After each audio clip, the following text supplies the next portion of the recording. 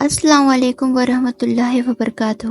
تو آج میں آپ کے ساتھ شیئر کرنے والی ہوں کہ رسول اللہ صلی اللہ علیہ وسلم پر پہلی دفعہ وحی کس طرح سے نازل ہوئی۔ عائشہ رضی اللہ عنہا فرماتی ہیں کہ سب سے پہلے جو وحی رسول اللہ صلی اللہ علیہ وسلم پر شروع ہوئی وہ ایک اچھا سپنا تھا۔ سوتے وقت جو آپ سپنا دیکھتے تو وہ بیداری میں صبح کی روشنی کی طرح ظاہر ہوتی۔ پھر آپ رسول اللہ صلی اللہ علیہ وسلم کو تنہائی اچھی لگنے لگی۔ آپ غار حرا میں اکیلے رہا کرتے اور جب تک آنے کا دل نہ کرتا کئی راتوں تک وہیں پہ اللہ کی عبادت میں بتاتے اور اس کام کے لیے کھانا اور پانی اپنے ساتھ لے جایا کرتے، اور جب کھانے کا سامان ختم ہو جاتا تو پھر خدیجہ رضی اللہ عنہا کے پاس واپس لوٹ کر آتے اور اتنا ہی کھانا پانی اور ساتھ لے جاتے، یہاں تک کہ اسی غار حرا میں آپ موجود تھے کہ وحی آ پہنچی۔ جبریل علیہ السلام آئے اور آپ سے کہا کہ پڑھو۔ آپ نے فرمایا کہ میں پڑھا لکھا آدمی نہیں ہوں۔ آپ فرماتے ہیں کہ جبریل علیہ السلام نے مجھے پکڑ کر زور سے دبایا، ایسے کہ جیسے میری طاقت نے جواب دے دیا، پھر مجھ کو چھوڑ دیا اور کہا کہ پڑھو۔ میں نے پھر کہا کہ میں پڑھا لکھا آدمی نہیں ہوں۔ پھر جبریل علیہ السلام نے مجھے پکڑ کر دوسری دفعہ اتنی زور سے دبایا کہ میری طاقت نے جواب دے دیا، پھر مجھ کو چھوڑ دیا اور کہا کہ پڑھو۔ میں نے پھر کہا میں کیسے پڑھوں، میں پڑھا لکھا آدمی نہیں ہوں۔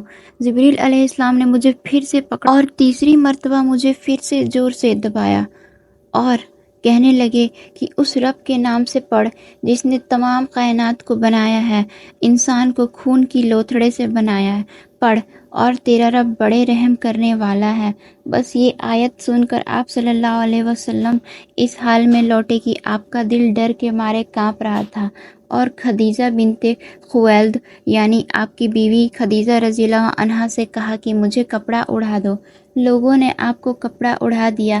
جب آپ کا ڈر جاتا رہا تو آپ نے خدیجہ رضی اللہ عنہا سے یہ قصہ بیان کر کے فرمایا کہ مجھے اپنی جان کا ڈر ہے۔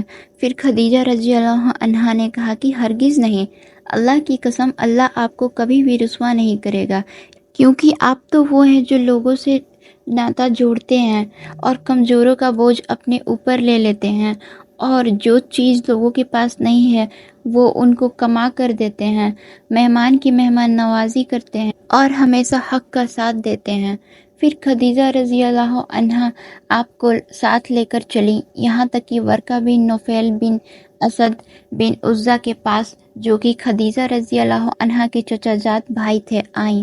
انہوں نے جاہلیت ہی کے وقت میں بتوں کی عبادت کو چھوڑ کر عیسائی مذہب کو اپنا لیا تھا، اور یہ عبرانی بھاشا کے ماہر تھے، تو انجیل سے جو اللہ لکھوانا چاہتا تھا وہ عبرانی بھاشا میں لکھا کرتے تھے، اور بہت زیادہ بوڑھے ہو کر اندھے بھی ہو گئے تھے۔